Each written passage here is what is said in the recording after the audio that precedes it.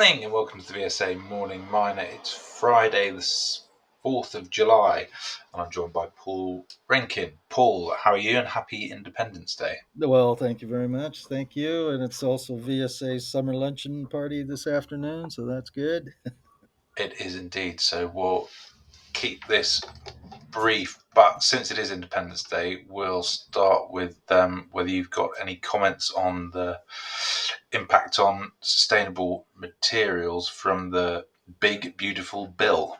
Yes, that has cleared the U.S. House of Representatives on a very tight vote, just like it was tight in the Senate, and now passes to Mr. Trump for his signature, which I would suppose he signs off on today to take advantage of the 4th of July as well for political reasons. But concerning sustainable raw materials and climate related spend, what it does is it shortens and otherwise eliminates some of the sustainability funding that was coming from the federal government into moving manufacturing on things like solar PV and wind components and rare earths and that sort of thing. It isn't going to help that. It's going to remove some of those subsidies earlier than what prior bills were doing. So that, but I would propose that probably concerning raw materials, that won't have too much impact because what is taken away on these particular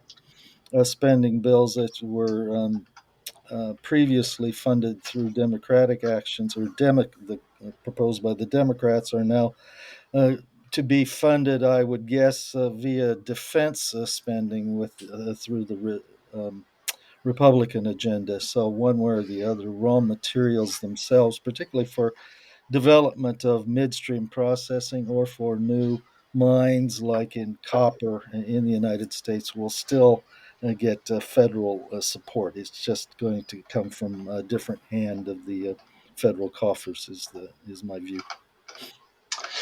All right. Well, in the news in London, there's an update from greenroc this morning.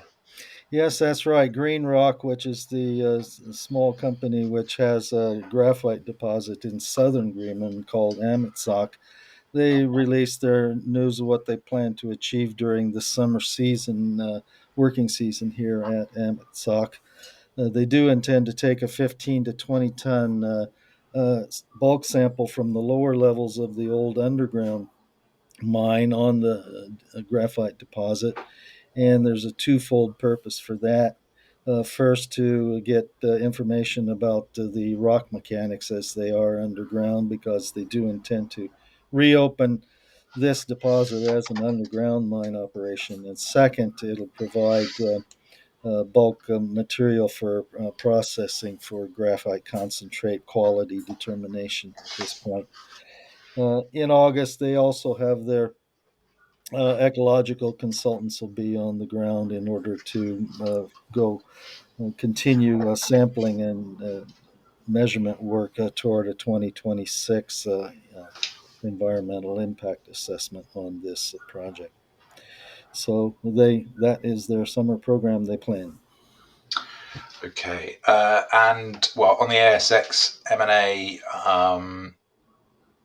the sale of the Massimo non-core project by Kingston Resources looks like it's going through as well. Yes, that's right. They have cleared the regulatory approval hurdle on this through the Papua New Guinea's Consumer and Competition Commission in order to sell this deposit. Massima was a brownfield a mine that was mined over 20 or almost 20 years ago now by Placer Development.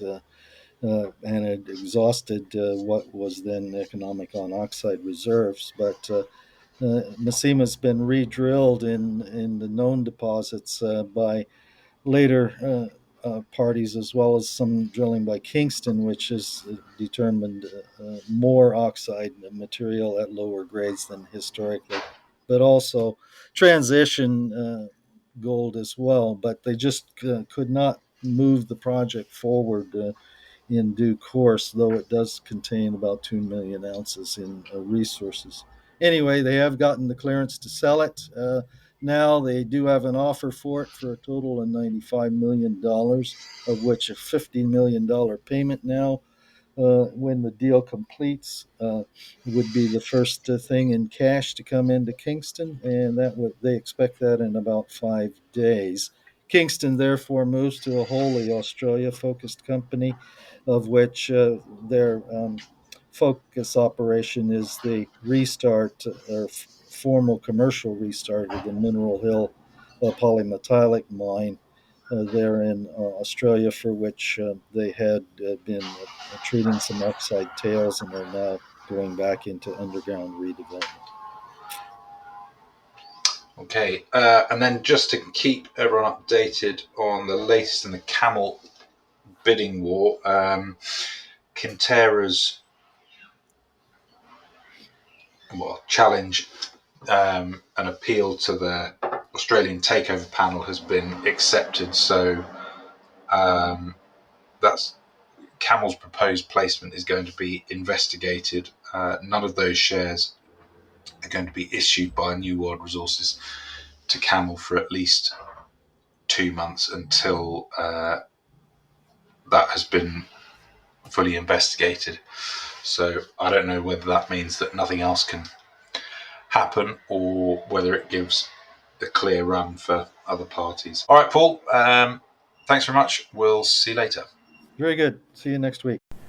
This podcast has been produced and edited by VSA Capital. It is intended for information purposes and not as investment advice. The information is intended for recipients who understand the risks associated with equity investments in smaller companies. Please do your own research and do not rely on a single source when making an investment decision. VSA Capital may derive fees from this content and seeks to do business with the companies mentioned.